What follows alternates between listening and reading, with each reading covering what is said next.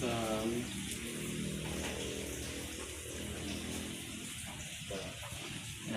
ครับอันนี้พอพันแม่พันเนาะตัวนี้สุดยอดไง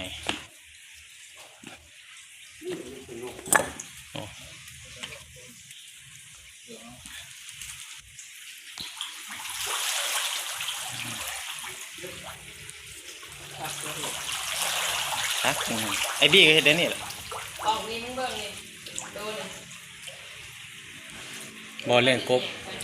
อนุบาลแล้วก็ใหญ่ขึ้นมาอีกน้อยนึงเลี้ยงที่เหลือเบิ่งเด้อกบหลายกระดกกระดิกกระดอก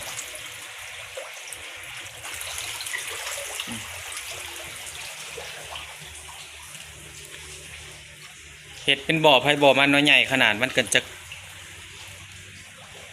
ใหญ่ก็แย่ขึ้นไปอีกที่เลี้ยงกบ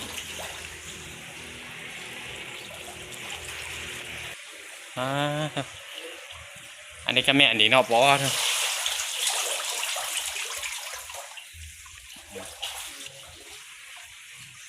บ่อเลี้ยงกบ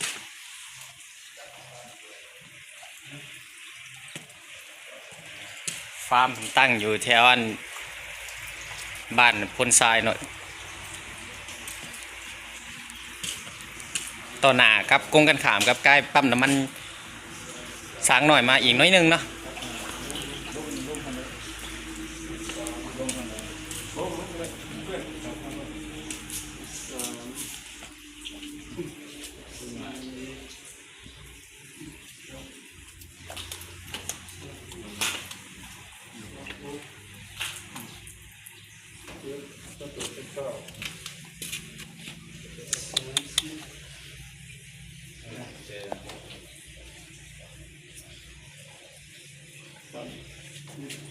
โอ้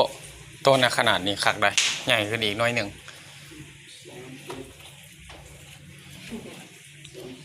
บุรีอีมีมาเนาะโอ้ยกันนี้เอามันแหละก็คือคอยบอกเจ้าเลยตัวใหญ่อยู่เด็ดต้องไปขบแม่เลย